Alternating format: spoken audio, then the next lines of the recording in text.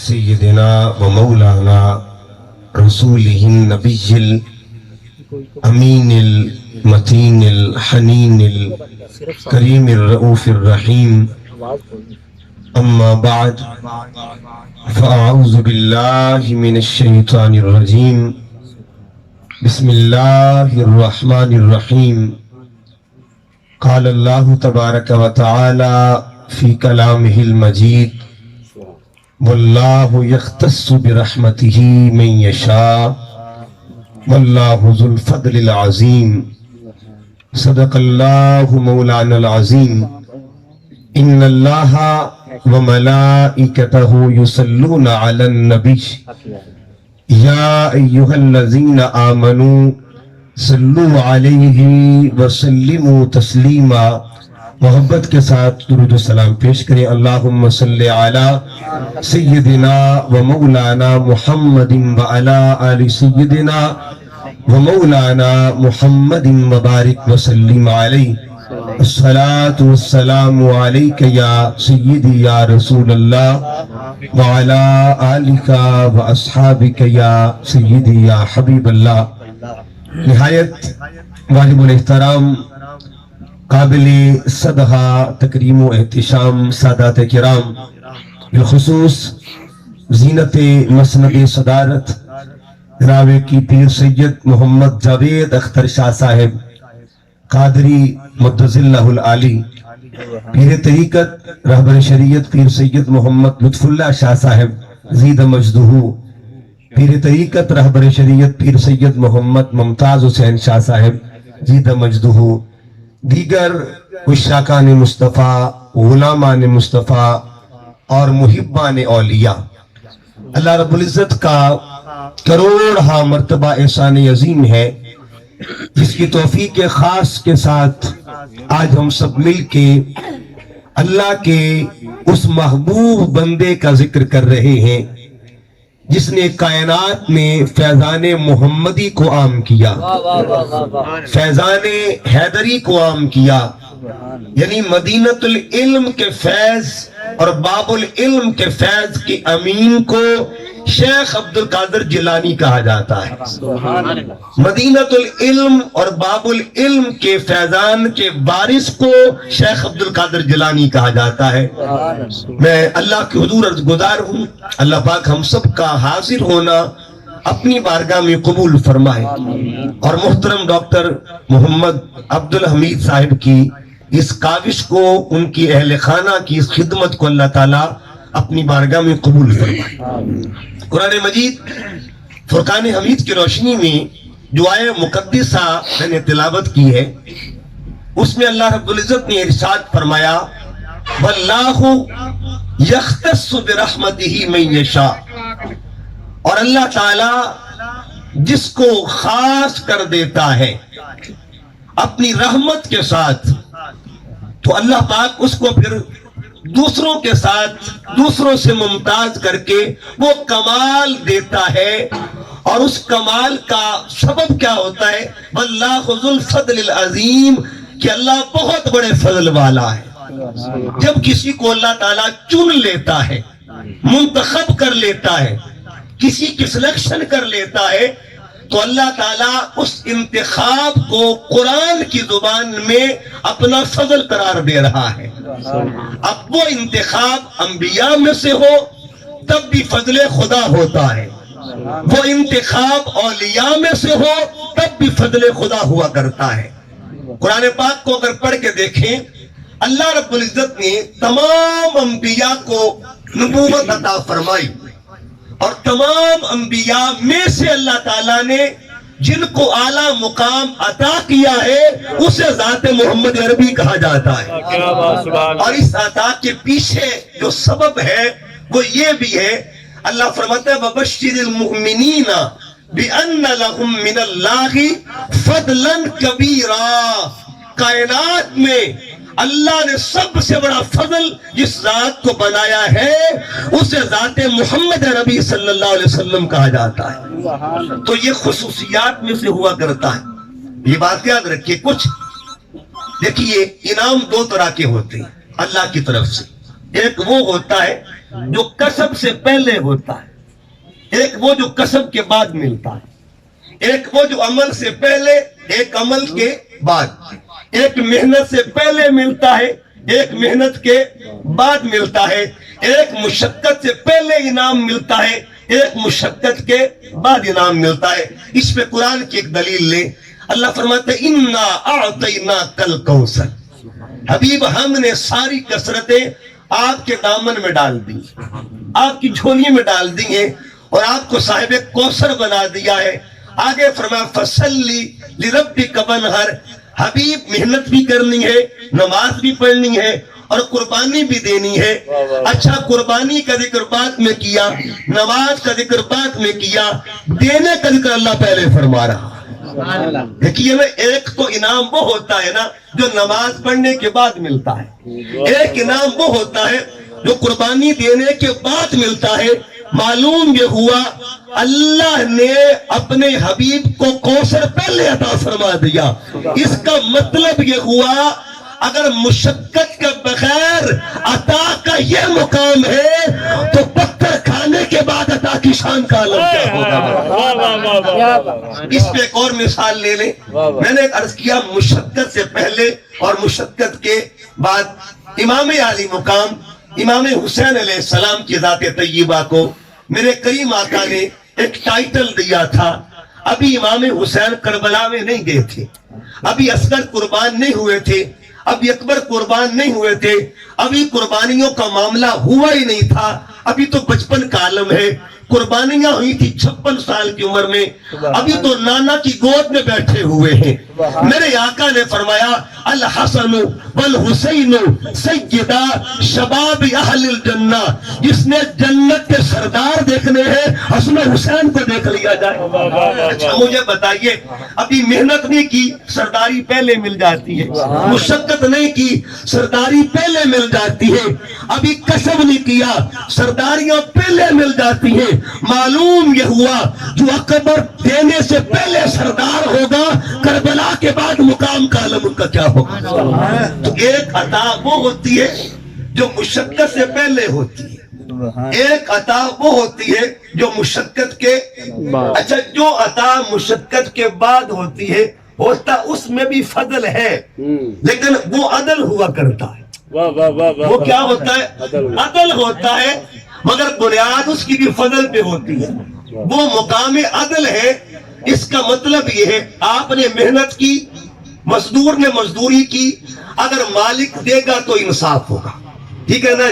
ایک بندے نے مزدوری کی ہی نہیں۔ نعرہ تکبیر، نعرہ رسالت، نعرہ تحقیق، نعرہ حیدری، نعرہ غوثیہ۔ سبحان اللہ۔ مزدور آتا ہے صبح کے وقت، مالک آتے ہی کہہ دے تجھے پیسے دے دیے، تجھے دے دیے سب کچھ۔ اب جو مزدوری سے پہلے دیا جاتا ہے اس کو جزا نہیں کہتے، اس کو عطا کہا جاتا ہے، اس کو عطا کہتے ہیں۔ اس کا معاملہ کیا ہوا؟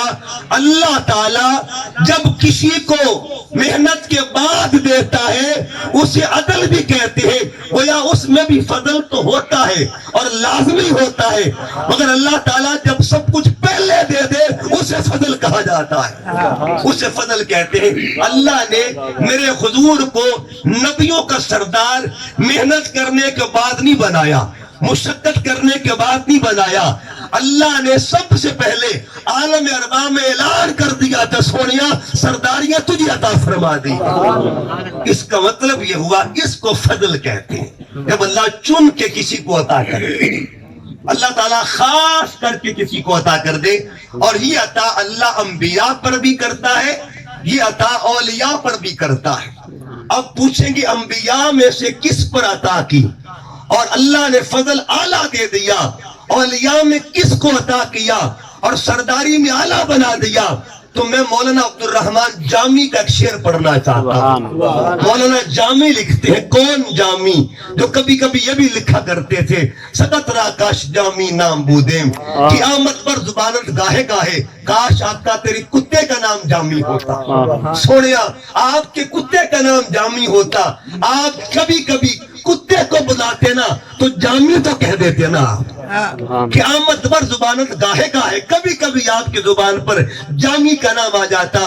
وہ مولانا جامی لکھتے ہیں, آپ فرماتے ہیں غوث اعظم درمیان اولیاء, غوث اعظم درمیان اولیاء جو محمد درمیان انبیاء. آپ فرماتے ہیں جیسے کل نبیوں میں مصطفیٰ کا مقام ہے ایسے کل ولیوں میں غوث اعظم کا مقام ہے. مولانا جامی لکھتے ہیں جن کی کتابوں کو آج بھی ہر مدرسہ کے اندر پڑھا جاتا ہے. یعنی وہ مولانا عبد الرحمن جامی عالم بھی تھے, ان کی کتاب جو مدرسوں میں پڑھائی جاتی ہے. آج بھی تھے, عالم بھی تھے, عارف بھی تھے, سارے زاویے اللہ نے ان کو عطا کیے ہوئے تھے. اب معلوم کیا ہوا, ایک طرف دیکھیں اللہ نے انبیاء میں جن کو کمال عطا کیا انہیں رسول اعظم کہتے ہیں, اور جن کو اولیاء میں کمال عطا کیا انہیں غوث اعظم کہا جاتا ہے. ایک ہستی کو رسولوں کا سردار کہتے ہیں اور دوسری ہستی کو ولیوں کا سردار کہتے ہیں. اس پہ آگے میں جب بڑھتا ہوں, پرانے بات کو پڑھ کے دیکھیے.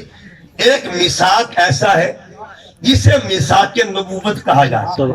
میثاق نبوت کیا ہے؟ اللہ نے کل انبیاء کو بلایا اور بلا کے اعلان کیا کیا؟ سرداری کا اعلان کیا.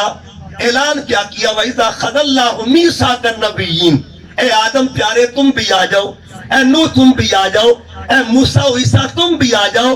مولا سب کو بلانے کا مقصد کیا ہے؟ فرمایا تمہیں پتہ نہیں, آج میں اپنے محبوب کی سرداری کا اعلان کر رہا ہوں. نبوت تمہاری ہوگی, تصدیق میرا مصطفیٰ کرے گا.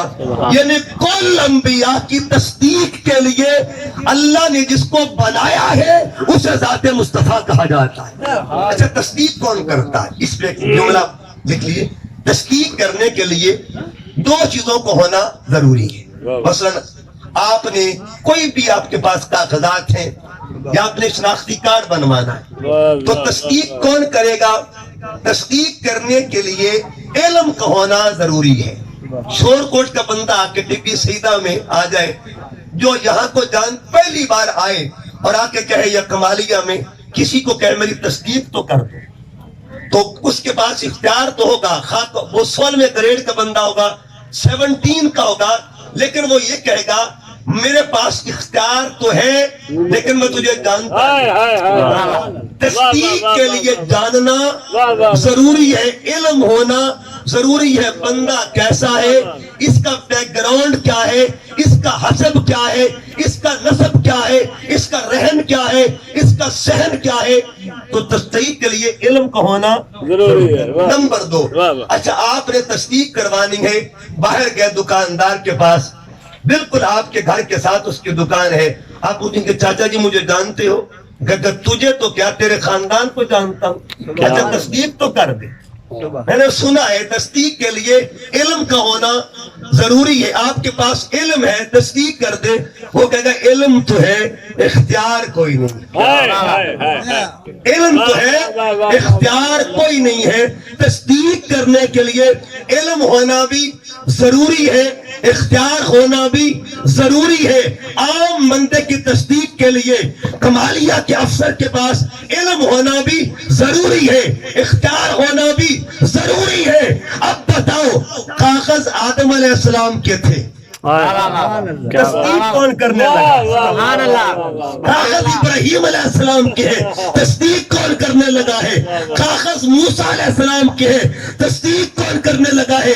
معلوم کیا ہوا, جن کے پاس کل نبیوں کا علم بھی ہو اور کل نبیوں کا اختیار بھی ہو اسے ذات محمد عربی کہا جاتا ہے. نعرہ تکبیر, نعرہ رسالت, نعرہ نعرہ حیدری, نعرہ غوثیہ. علماء حق اہل سنت سید پیر حسن رضا اویسی شاہ صاحب.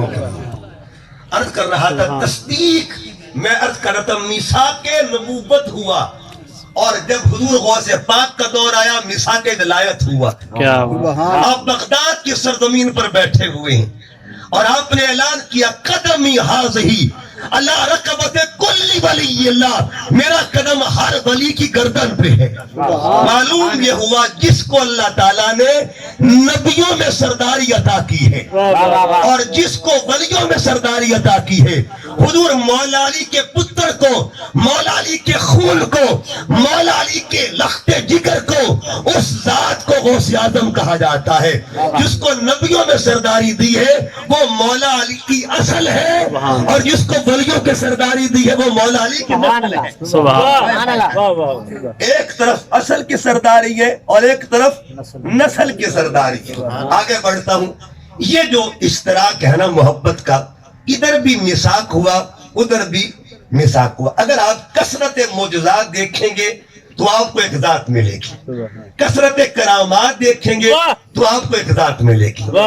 اگر آپ پوچھیں گے سارے نبیوں میں سے معجزے کس کے زیادہ ہیں تو جواب ملے گا ذات مصطفیٰ صلی اللہ علیہ وآلہ وسلم کے۔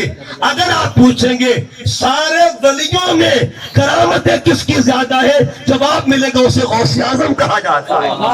ادھر بھی کثرت ہے ادھر بھی کثرت ہے۔ پھر دیکھیے گا، اگر کوئی پوچھے امت کی کثرت اللہ نے کس کو عطا فرمائی، سبحان اللہ۔ امت کی کثرت کس کو عطا فرمائی؟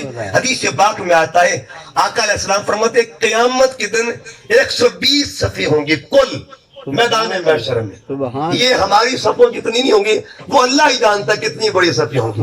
120 کل صفیں ہوں گی، ساری امتیں 120 صفوں میں آ جائیں گی۔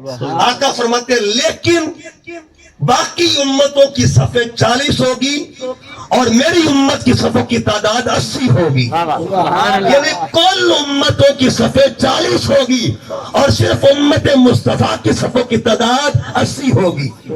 کثرت امت اللہ نے جن کو عطا فرمائی وہ میرے آقا ہے، تو کثرت مریدین کس کو عطا فرمائی؟ سبحان اللہ۔ کوئی پوچھے کائنات میں جس کی امتی زیادہ ہے اس ذات کا نام کیا ہے، اور جس پیر کے مرید زیادہ ہے اس کا نام کیا ہے؟ جن کی امتی زیادہ ہے انہیں رسول اعظم کہتے ہیں اور جن کے مرید زیادہ ہے انہیں غوث اعظم کہا جاتا ہے۔ آپ پوچھیں گے مرید کیسے؟ مرید کیسے؟ دیکھیے نا قیامت کے دن ہوگا نا تو سارے بڑے، اس وقت تو انبیاء ہوں گے نا، اپنی امتوں کو حضور کے پیچھے لا کے کھڑا کرتے ہیں۔ حضور سردار آپ ہی ہیں، ہم سب کے سردار، اور حضور غوث اعظم کا مقام سنیں گے۔ اب سلاسل جو طریقت کے ہیں وہ مشہور ہیں، سلسلہ چشتیہ ہے، نقش بندیہ ہے، سور وردیہ ہے۔ اب پورے آپ پاک و ہند کو دیکھ لیں، یہ پاکستان ہے، انڈیا ہے، یہاں پہ اگر کسی نے کلمے کی ترویج یا دین کی اشاعت کا کام کیا ہے نا، آپ کو ایک نمایاں نام ملے گا، اسے خواجہ معین الدین چشتی اجمیری کہا جاتا ہے۔ 90 لاکھ کو ایک نگاہ میں جس نے کلمہ پڑھا دیا ہے اسے خواجہ غریب نواز کہا جاتا ہے، اور غریب نواز جس کی ایک نگاہ سے 90 لاکھ بندہ کلمہ پڑھ لے، ان سے پوچھئے کہ حضور آپ کن کے مرید ہیں؟ سبحان اللہ۔ حضور آپ کن کے مرید ہیں؟ جب میرے شیخ عبد القادر جیلانی نے بغداد کی سرزمین پر بیٹھ کے اعلان کیا قدمی حاضی اللہ رکبت کل ولی اللہ، اس وقت حضور خواجہ اجمیر جو تھے وہ خراسان کی پہاڑی میں بیٹھے ہوئے ایک غار میں چلا کر رہے تھے، آپ کے کانوں نے سنا قدمی حاضی اللہ رکبت کل ولی اللہ، ہزاروں میل کے فاصلے پر خواجہ اجمیر بیٹھے ہوئے۔ آپ نے کیا جواب دیا؟ بل راسی وعلا عینی۔ حضور آپ تو صرف گردن کی بات کر رہے ہیں نا، معین الدین کا سر بھی حاضر ہے اور معین الدین کی آنکھیں بھی حاضر ہیں۔ معلوم کیا ہوا؟ خواجہ غریب نواز کہتے ہیں میرے سر پر بھی قدم غوث پاک کا ہے، میری آنکھوں پر بھی قدم غوث پاک کا ہے۔ معلوم یہ ہوا جن کے سر پر غوث کا قدم ہو ان کو غریب نواز کہا جاتا ہے۔ اور کون غریب نواز؟ ملکہ الزبیتھ جو تھی، ملکہ وکٹوریا بھی اس کو کہتے ہیں، جب یہ ہندوستان میں آتی ہے، آ کے اس نے وزٹ کیا اجمیر شریف کا، تو وہاں پہ تاثرات لکھے جاتے ہیں، ویوز لکھے جاتے ہیں۔ اس نے اپنے تاثرات قلم بند کیے، تو تاثرات میں کیا لکھتی ہے؟ خواجہ اجمیر کے مزار پہ برطانیہ کی ملکہ حاضری دیتی ہے، سبحان اللہ برطانیہ کی ملکہ حاضری دیتی ہے، حاضری دے کے واپس جب جانے لگی نا تو لکھ کے جانے لگی کہ میں نے ہندوستان میں ایک قبر کو حکومت کرتے دیکھا ہے، ایک قبر کو شہنشاہی کرتے دیکھا ہے۔ معلوم یہ ہوا اور آگے یہ لکھ کے چلی گئے مجبور ہو کے، ہم وہ لوگ ہیں جو جسموں پر حکومت کرتے ہیں اور یہ وہ لوگ ہیں جو دلوں پہ حکومت کیا کرتے ہیں۔ غیر بھی جن کو مان کر جائے، خواجہ اجمیر ان کو کہتے ہیں۔ شہاب الدین غوری پہلی مرتبہ ہندوستان کے سرزمین پہ قدم رکھتا ہے۔ آج اس کے نام پہ ہمارا میزائل سسٹم بھی بنا ہوا ہے، غوری میزائل بنا ہوا ہے۔ شہاب الدین غوری جب پہلی مرتبہ آیا نا، اس نے دیکھا ہندوستان میں داخل ہوا، ہر طرف رام رام ہو رہی تھی، ہر طرف رام رام کا ماحول تھا۔ اس نے اچانک دیکھا کہ رام رام کے ماحول میں کوئی رحیم رحیم کر رہا تھا، اللہ کوئی زبان ایسی بھی تھی جو اللہ اللہ کر رہی تھی۔ تو شہاب الدین غوری بڑا حیران ہوا کہ پہلی مرتبہ تو میں آیا، یہ فاتح کون آ گیا ہے، سبحان مجھ سے پہلے کون ہے جس نے فتح کر لیا ہے؟ جواب ملا، ایک درویش آیا ہوا ہے جس کو معین الدین کہا جاتا ہے۔ اس کا مطلب یہ ہوا وقت کی حاکم ہو، وقت کے بادشاہ ہو، جہاں آ کے اپنے سرے گبین ناز کو خم کرتے ہیں، اسے در خواجہ اجمیر کہا جاتا ہے۔ اور وہ خواجہ اجمیر کن کے مرید ہے؟ شیخ عبد القادر جیلانی کے۔ دوسرا نام شیخ شہاب الدین سہروردی کا۔ یہ جو شیخ سعدی رحمۃ اللہ علیہ نا، بلغ العلا بکمالہ، سبحان اللہ کشف الدجا بجمالہ، حسنت جمیع خصالہ، یہ بھی سہروردی ہے۔ سبحان اللہ شیخ سعدی خود سہروردی تھے اور ان کے شیخ کا نام شیخ شہاب الدین سہروردی ہے۔ آپ فرماتے ہیں مجھے میرے چچا جان جب میں بچپن میں تھا، کہتے میری عمر 11-12 سال تھی، اللہ نے مجھے علم بڑا عطا کر دیا۔ آپ کے مرشد کا نام تھا شیخ نجیب الدین القاہر سہروردی، وہ تھے۔ تو شیخ شہاب الدین فرماتے میں اپنے چچا کا مرید تھا، میرے چچا میرے مرشد تھے۔ میرے چچا نے کہا بیٹے بات دراصل یہ ہے، میرا مرید تو بن گیا ہے لیکن میں تجھے اور منزلیں طے کروانا چاہتا ہوں۔ تو میں نے کہا چچا جان کہاں لے کے جائیں گے؟ کہا آؤ تجھے شیخ عبد القادر جیلانی کے پاس لے کے چلتے ہیں۔ کہتے جب حضور شیخ عبد القادر جیلانی کے پاس گئے، میں بچپن میں تھا، 12 سال میری عمر تھی، حضور غوث اعظم نے میرے یوں ہاتھ پھیرا نا، کہتے سب کچھ اندر سے ختم ہو گیا، سب کچھ اندر سے ختم ہو گیا۔ تو میں حیران ہو گیا کہ حضور اب تو مجھے کچھ آتا ہی نہیں، علم تھا کچھ ہے ہی نہیں۔ فرمایا علم ختم کر کے معرفت لکھنا چاہتا ہوں، تختی پوچھ کے نیا لکھنا چاہتا ہوں۔ معلوم یہ ہوا صرف علم ختم کر کے اب علم بھی آ گیا، معرفت بھی آ گئی، ظاہر بھی آ گیا، باطن بھی آ گیا، زہد بھی آ گیا، ورع بھی آ گیا۔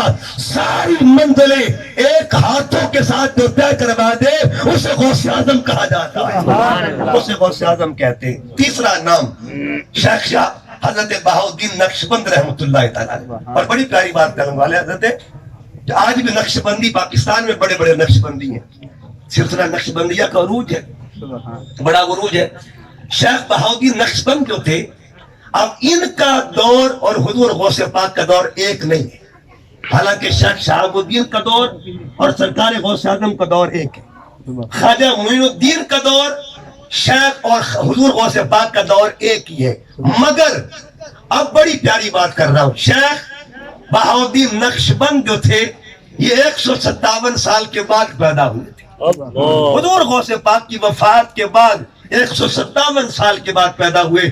حضور غوث پاک بخارا سے گزر رہے تھے، بخارا شہر سے گزر رہے تھے، آپ نے گزرتے گزرتے کہا کہ اے میرے بیٹے تو میرے بعد آئے گا 157 سال کے بعد، لیکن میں تجھے اپنی نوکری میں قبول کر رہا ہوں۔ پیدا نہیں ہوئے تھے، ابھی پیدا نہیں ہوئے، معلوم یہ ہوا جو آ چکے تھے یا جو آنے والے تھے سب کی گردنوں پر اگر کسی کا قدم ہے اسے غوث اعظم کہا جاتا ہے۔ سبحان اللہ، نعرہ تکبیر، نعرہ رسالت، نعرہ تحقیق، نعرہ حیدری، نعرہ غوثیہ، آستانہ ویسیہ۔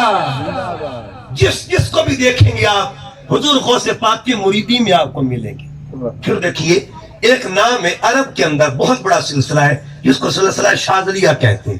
حضرت شیخ ابو الحسن شاذلی رحمۃ اللہ تعالیٰ علیہ، ان کا سلسلہ عرب کے اندر 3 بڑے سلاسل ہیں، سلسلہ رفاعیہ، سلسلہ شاذلیہ اور سلسلہ مرسیہ.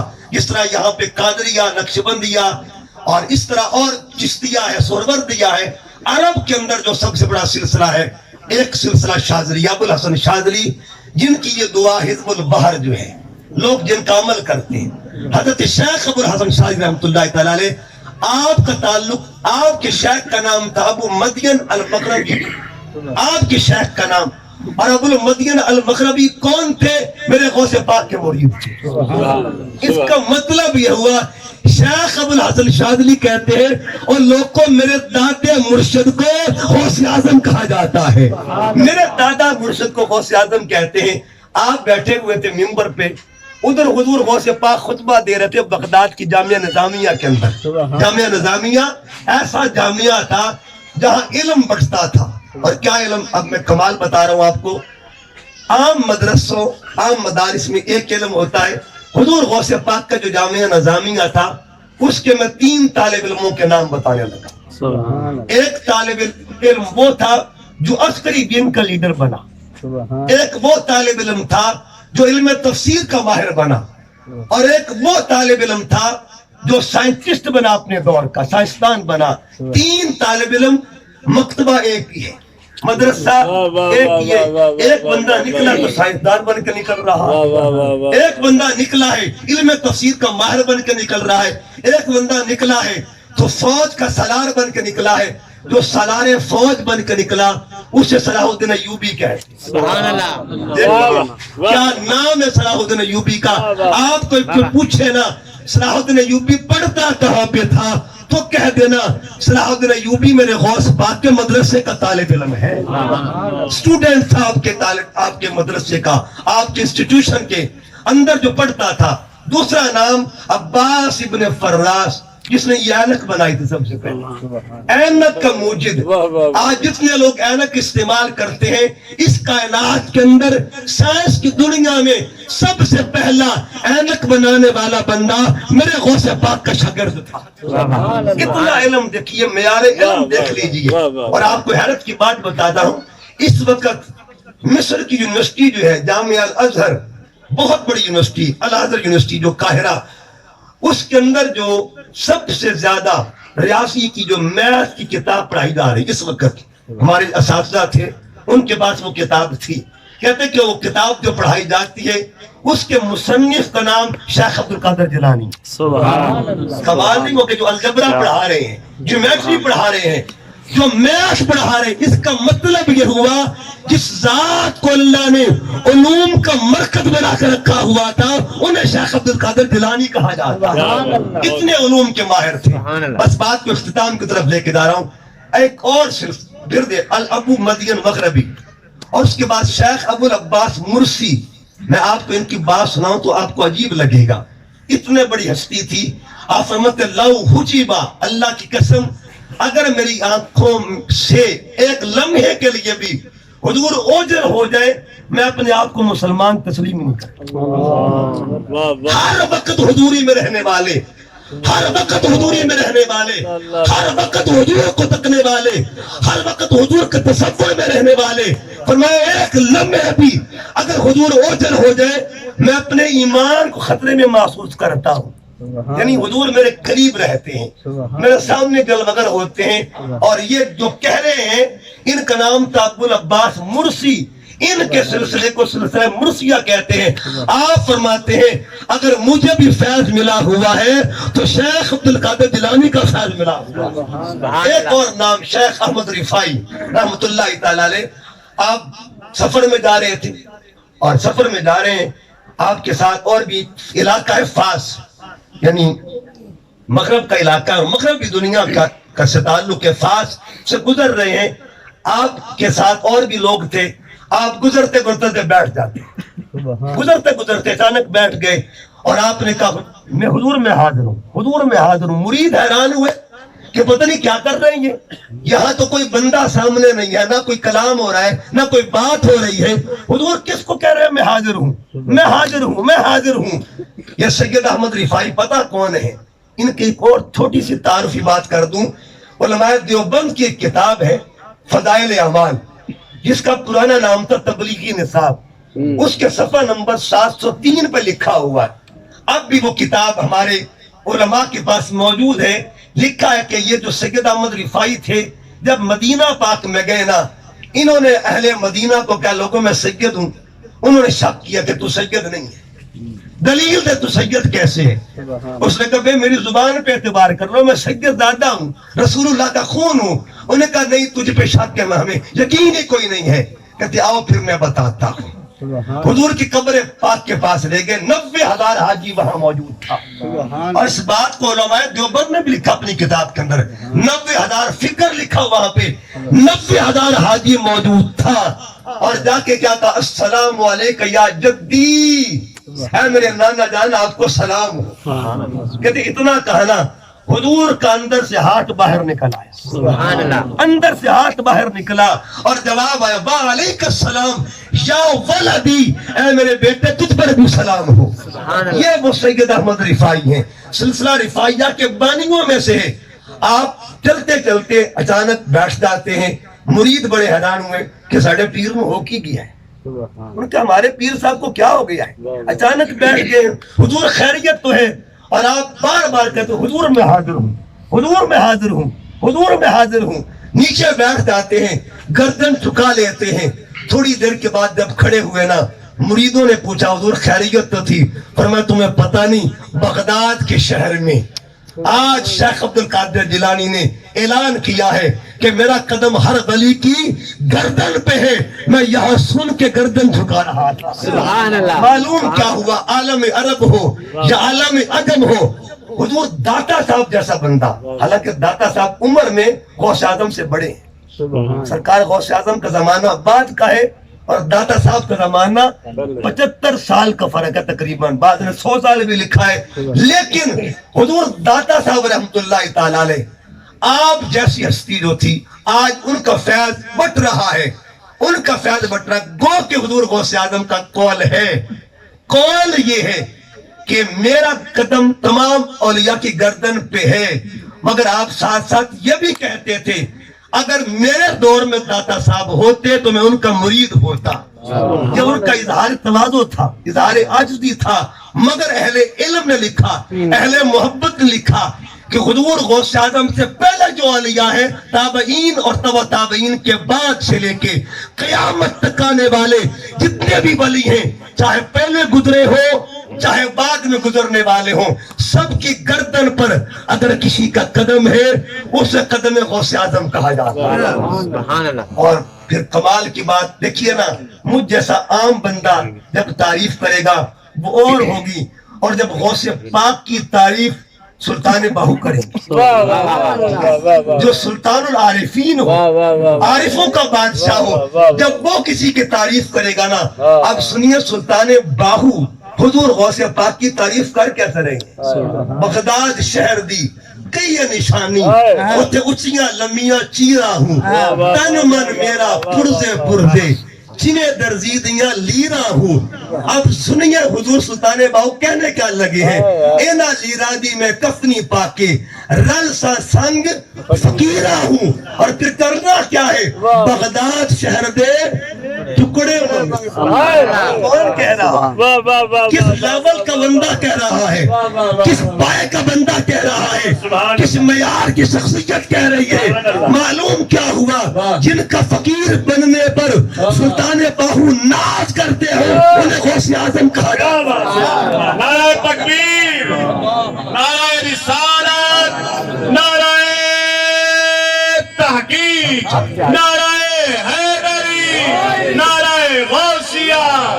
سبحان اللہ۔ اور پھر ایک اور بات، سلطان بہاؤالدین ملتانی رحمت اللہ تعالی علیہ، شیخ بہاؤالدین زکریا رحمت اللہ تعالی علیہ، آپ نے فارسی میں کیا لکھا، سگے درگاہ میرا شو جو خواہی قطب ربانی، کہ بر شیران شرف دارد سگے درگاہ جیلانی، اپنے آپ کو غوث اعظم کے در کا کتا کہنے والا بندہ اگر وقت کا ولی ہو سکتا ہے تو بتائیے پھر غوث اعظم کی شان کا عالم کیا ہوگا؟ غوث اعظم کا عالم کیا ہوگا؟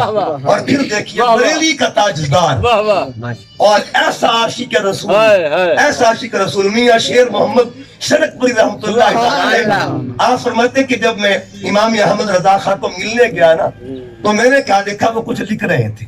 میں نے سنا کہ بہت بڑا عاشق ہے، عاشق رسول آدمی ہے، چلو ملاقات کر کے آتے ہیں۔ وہ لکھ رہے ہیں، میں نے سلام کیا، پھر بھی وہ لکھتے جا رہے ہیں۔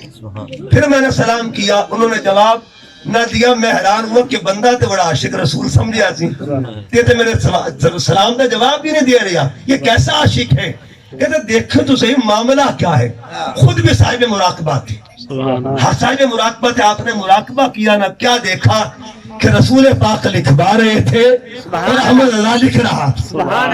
اتنے پائے کا بندہ کیا کہتا ہے، اتنے پائے کا بندہ کہتا کیا ہے حضور غوث پاک کی شان میں کہ تجھ سے در سے سگ سے نسبت مجھ کو، تجھ سے در سے سگ سے نسبت مجھ کو، کہ حضور آپ کے جو کتا ہے نا اگر اس کی بھی نسبت مجھے مل جائے نا، آپ کے گھر کا جو کتا ہے، آپ کوئی پوچھے گی کتوں کا ذکر آج سے ہم نے شروع نہیں کیا، قرآن پڑھ کے دیکھیے، کیا قرآن میں کتے کا ذکر موجود نہیں ہے؟ مجھے بتائیے کیا کتے کا ذکر موجود نہیں ہے؟ کون سا کتا جس کو ولیوں کی سنگت مل گئی تھی؟ اور اس کتے کا ذکر کب تک ہوتا رہے گا جی؟ کب تک ہوتا رہے گا؟ قیامت تک ہوتا رہے گا۔ اگر اس کتے کا یہ مقام ہے جس کو بنی اسرائیل کے ولیوں کی سنگت ملی تھی تو بتائیے میرے غوث کے در کے کتوں کی شان کا عالم کیا؟ قرآن کہتا ہے، قرآن کے زاویے ہیں۔ اور بات کو مکمل کر رہا ہوں، جہاں چلتے چلتے ایک بات عرض کر دوں، اور یہی علماء نے لکھا ہے کہ جو نبی ہوتا ہے اس کے کمال کے اندر اس دور کے جو ولی ہوتے ہیں ان کے کمال کے اندر اس دور کے نبی کا کمال عکس دکھائی دیتا ہے۔ پسند دیکھیے نا، حضرت تخت پر کون سا پیغمبر چلتا تھا؟ کون جاتے تھے سفر، کون کرتے تھے؟ حضرت سلیمان۔ تخت والا کمال کن کے پاس تھا؟ حضرت، یہ بھی معجزہ تھا کہ تخت پر اڑتے تھے، اور تخت منگوایا کس نے تھا؟ یہ تخت اور تخت کا زاویہ دونوں طرف ہے، اور دونوں زاویے قرآن میں موجود ہیں۔ تخت پر اڑنے والے یا تخت پر سفر کرنے والا پیغمبر کون تھا؟ حضرت سلیمان۔ اور بات تخت کی ہو گئی، ادھر تخت پر اڑتے تھے کیونکہ تخت پہ آتے جاتے رہتے تھے، اور مرید جو ہوتے ہیں نا یا غلام جو ہوتے ہیں اپنے آقا کی کمال کو دیکھے تو کمال کا فیض ان کو بھی مل جاتا ہے۔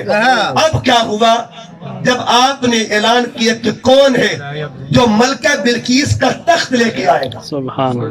کون ہے جو ملکہ بلقیس کا تخت لائے گا؟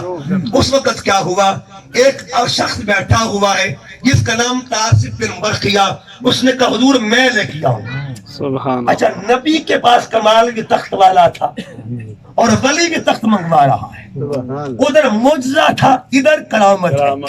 قرآن کی ایک زاویے میں ادھر بھی تخت کی بات ادھر بھی تخت کی بات۔ اگر کوئی پوچھے کہ تخت پر سفر کرنا کس کا معجزہ ہے تو کہا جائے گا حضرت سلیمان کا، اور تخت منگوانا کس کی کرامت ہے؟ اس کا مطلب یہ ہوا جو معجزہ ہوتا ہے اسی دور کے ولی کے پاس اس معجزے کا اثر ہوا کرتا ہے، فیض ہوا کرتا ہے۔ ارے کس کے پاس ایک معجزہ، کسی کے پاس 2 معجزے، کسی کے پاس 4 معجزے، اور تمام معجزات کا جامع اگر ذات کو یہ ہے اسے ذات محمد کہا جاتا ہے۔ یہ فیض اگر کسی کو کرامت کی شکل میں ملا ہے انہیں شیخ عبد القادر جیلانی کہا جاتا ہے۔ معلوم یہ ہوا جو کل انبیاء کے پیر ہیں انہیں رسول اعظم کہتے ہیں، جو کل اولیاء کے پیر ہیں انہیں غوث اعظم کہتے ہیں۔ اس لیے پھر میں وہ شعر پڑھنے لگا ہوں، غوث اعظم درمیان اولیاء چو محمد درمیان انبیاء۔ اللہ کے حضور عرض گزار ہوں اللہ پاک ہم سب کو حضور غوث اعظم. اور قرآن پاک کی بات ہوگی, قرآن کی بات تو کہ قرآن پاک کا بھی میں حضور غوث پاک کا قرآن کے ساتھ ایک رابطہ بتانا چاہتا ہوں. ایک مولوی صاحب آگے حضور غوث پاک, اب حضور غوث پاک بغداد میں جمعہ پڑھاتے تھے جامعہ نظامیہ کے اندر. مولوی صاحب نے شاگردوں سے کہا کہ آؤ, سنا ہے کوئی شیخ عبد القادر جیلانی آیا ہوا ہے اور بڑی اچھی تقریریں کرتا ہے, بڑے علم والا ہے, آؤ آج جا کے اس کو چیک کرتے ہیں. آج جا کے اس کو چیک کرتے ہیں. اپنے شاگردوں کو لے کے آ گیا اور جمعے میں پہلی صف میں آ کے بیٹھ گیا, پہلی صف میں, تاکہ سوال کروں گا.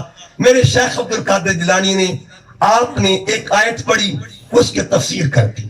جب تفسیر کی نا تو مولوی صاحب اٹھ کے کھڑے ہو گئے. آپ نے فرمایا, اس نے عرض کیا کہ بابا جی کوئی نمی گال سنا, ایک گلاں پرانیاں ہو گئیاں نے, یہ تو ہم عالموں نے سنی ہوئی ہیں. آپ نے دوسری پیش کی, وہ پھر اٹھ کے کھڑے ہو جاتے ہیں. آپ نے تیسری پیش کی, پھر اٹھ کے کھڑے ہو جاتے ہیں. حتیٰ کہ چوتھی, پانچویں, چھٹی, 11 تک جب آتے ہیں نا, آپ ہر تفسیر پہ وہ یہ کہتا رہا, یہ سنی ہے اور سنائے, یہ سنی ہے کوئی اور سنائے. اب کیا ہوا, شیخ عبد القادر جیلانی کو جلال آ جاتا ہے. آپ نے جملہ بولا, نحنو نرجع من القال الى الحال. او مولوی صاحب سن لے, پہلے کال کی بات ہو رہی تھی, اب میں حال کی بات کر رہا ہوں. پہلے بات اور تھی, اب بات اور ہے. اب سنبھل کے بیٹھنا ہے.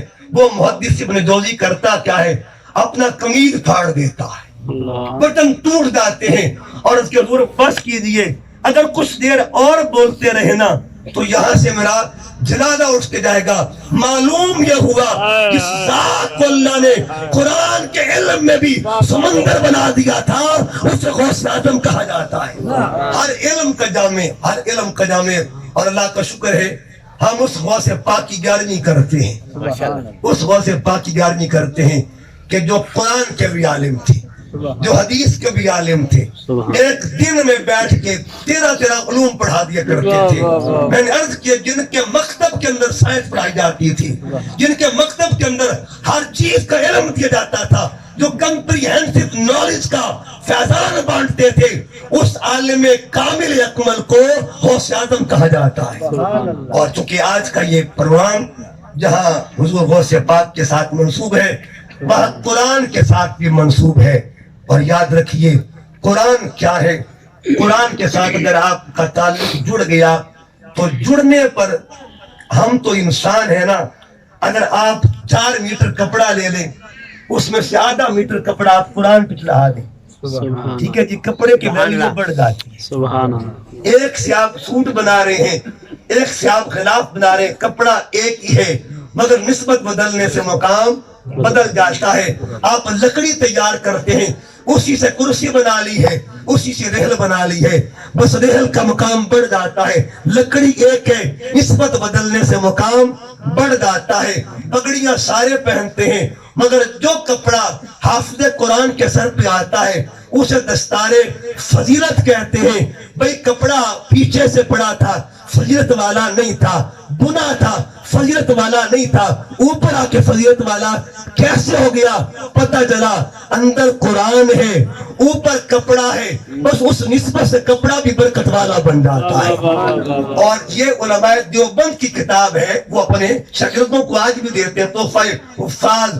اس میں لکھا یہ گیا ہے کہ جب قرآن کا حافظ فوت ہو جائے اور دنیا سے چلا جائے, اس کی جو قبر کا مقام یہ ہے, قبر کو تکنا خانے کعبے کو دیکھنے کے برابر ہوتا ہے. میں ذمہ داری سے بات کر رہا ہوں, قبر کو تکنا خانہ کعبہ کو دیکھنے کے برابر ہوتا ہے. معلوم یہ ہوا جس نے صرف قرآن کو سینے میں محفوظ کیا, اگر اس کی قبر کا یہ مقام ہے, جس نے مشرق سے لے کے مغرب تک قرآن کا نور بانٹا ہوگا, اس غوث پاک کے مزار کا عالم پھر کیا ہوگا بتائیے. اور پھر ایسا قاری جس کا دھڑ الگ قرآن پڑھ رہا ہو, سر الگ قرآن پڑھ رہا ہو, دھڑ جو ہے کربلا میں قرآن پڑھے, سر نیزے کے نوک پہ قرآن پڑھے, اس حسین کی شان کا عالم کا ہوگا, اس حسین پاک کے مقام کا عالم کا ہوگا. آخری بات اسی زاویے سے, حضور پیر میر علی شاہ صاحب رحمۃ اللہ تعالیٰ نے, آپ فرماتے اودربال ایک جگہ ہے چکوال کے اندر, وہاں سے جب گزرتے ہیں تو وہاں پہ قبرستان ہے. اس قبرستان کا امتیاز یہ کہ ہر قبر حافظ قرآن کی، یعنی ساری قبریں حافظوں کی، قرآن کے حفاظوں کی قبریں ہیں. پھر میرے شاہ صاحب جب وہاں داخل ہوئے نا اپنے مریدوں کے ساتھ، آپ نے جوتے اتار دیے، ننگے پاؤں اندر چلے جاتے ہیں. قبرستان میں داخل ہوئے، ننگے پاؤں چل بھی رہے ہیں اور زانو قطار رو بھی رہے ہیں. مریدوں نے پوچھا حضور خیریت تو ہے؟ آپ نے فرمایا میں دو نظارے کر رہا ہوں، آسمان سے لے کے قبر تک نور ہی نور ہے، ہر قبر تک نور ہی نور ہے. اور دوسرا یہ ہے کہ ہر قبر میں حافظ قرآن قرآن پڑھ رہا ہے، قرآن پڑھ رہا ہے. معلوم یہ ہوا جس کو اللہ تعالیٰ قرآن کا نور دے دے، سینے میں محفوظ کر لے، وہ مردہ نہیں ہو سکتا. جس پہ قرآن اترا ہے اس کی زندگی کا عالم کیا ہوگا، ان کا مقام کا عالم کیا ہوگا. اس لیے علامہ اقبال نے کیا خوب کہا تھا کہ محمد سر وحدت ہیں، کوئی رمز ان کی کیا جانے، شریعت میں تو بندہ ہے، حقیقت میں خدا جانے. اللہ کے حضور عرض گزار ہوں اللہ پاک ہمیں قرآن کے ساتھ اور صاحب قرآن کے ساتھ دائمی نسبت نصیب فرمائے. اور یہاں ماشاءاللہ سادات کرام تشریف فرما ہے. خطاب مقصد نہیں تھا، سبق سنانا مقصد تھا. اللہ پاک ان بزرگوں کے صدقہ سے میری ٹوٹی پھوٹی نوکری قبول فرمائے اور تمام سادات کرام کا سایہ ہمارے سر پر قائم و دائم رکھے. اللہ تعالیٰ اصل کی بھی خیر فرمائے اور نسل کی بھی خیر فرمائے. وما علیہ الا البلاغ.